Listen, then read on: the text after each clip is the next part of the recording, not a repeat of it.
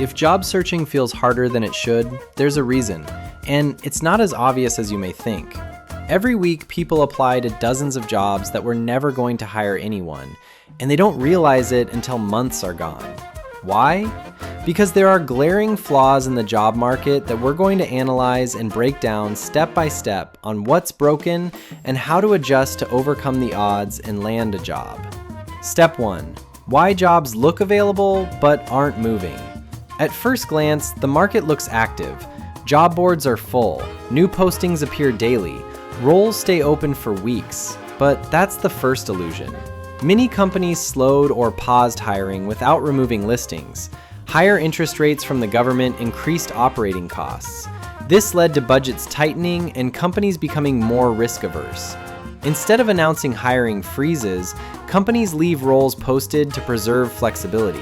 This creates a surface-level job market with very little actual hiring underneath it. So, what's the fix? First, you should stop assuming every posting represents urgency.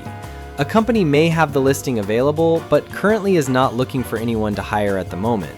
Only pursue roles that show recent activity within the last 1 to 2 weeks, provide updated descriptions, and visible team growth. Step 2. Why you're competing for jobs that were never real. Even when a posting looks legitimate, it often isn't open. Some roles are posted to satisfy internal policy. Some already have internal candidates selected. Others are placeholders for future hiring that may never happen. From the applicant side, all of these look identical, which means effort gets wasted before competition even begins. So what do? Shift from blind applications to validation. Before applying, check if the team company recently hired. Are similar roles open elsewhere in the company? And are employees discussing growth publicly? This filters out non-opportunities early. Step 3. Why competition feels impossible. Now assume the role is real. The next problem is volume. Layoffs across tech, corporate, and administrative roles injected experienced candidates into entry-level and mid-level positions. A role that once attracted 40 applicants now receives hundreds. At this scale, companies don't compare candidates, they eliminate them. Most applicants aren't rejected, they're never evaluated. Your fix? Become more aware of the kind of position you're applying for and separate yourself. You have to escape the pile of applicants who will all look the same to the employer. Step 4. How hiring decisions actually happen. Now, hiring today is not about finding the best candidate. It's about minimizing risk. Companies want immediate productivity, minimal training, and predictable performance. AI accelerated this shift. If a role can be partially automated, expectations increase for the remaining human hires. Potential matters less, proof matters more. So what do? Reframe yourself as a solution, not a learner. Hiring managers don't want growth stories. They want evidence that friction will be low. Step 5. Why resumes quietly fail before humans see them. At this point, most people assume their resume is the problem, but they misdiagnose why. Applicant tracking systems don't evaluate intelligence or effort. They evaluate alignment.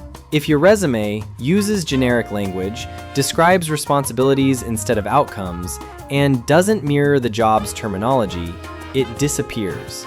Not because you're wrong for the role, but because you're unclear. How do we change that? Write resumes to be read by systems first, humans second. Translate experience into outcomes. Use the employer's language. And make impact unmistakable in seconds. Step 6. Why applying to more jobs makes things worse. When results stall, most people apply more. This backfires. More applications dilute clarity. Generic resumes reduce trust. Your positioning weakens. Hiring improves when focus narrows. So to fix this, you need to reduce volume and increase relevance. 10 precise applications outperform 50 vague ones every time. Step 7. Why proof beats credentials. Now degrees still open doors, but they no longer secure them. Hiring managers trust demonstrated capability, not educational completion. Projects, samples, systems you've built, these destroy uncertainty. One piece of evidence can outweigh years of schooling. Here's the fix. Create proof that mirrors the job. Even small, self-directed projects signal initiative, competence, and readiness. Step 8. How networking actually works in this market. Networking doesn't work when it's transactional. It works when it's informational. Asking for jobs creates pressure. Asking about problems creates connection. When you understand what teams are struggling with, positioning becomes natural. So, where do you fit in? Replace requests with questions. Curiosity builds access. Access bypasses systems. Step 9. Why flexibility is strategic, not desperate. In uncertain markets, rigidity delays momentum. Contract roles, temp-to-hire positions, and hybrid work often convert once budgets stabilize. Waiting for ideal conditions freezes progress. So what should you do? Optimize for entry, not perfection. Movement restores leverage.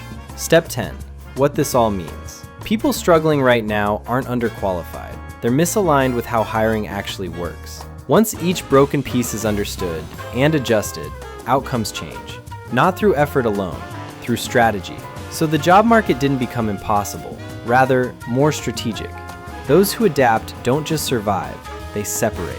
On our channel, we talk about degrees, college, and ROI that helps you separate yourself from a diluted crowd and excel in the real world. Leave a comment if you feel like the job market changed for better or worse. This is True Path, clarity before commitment.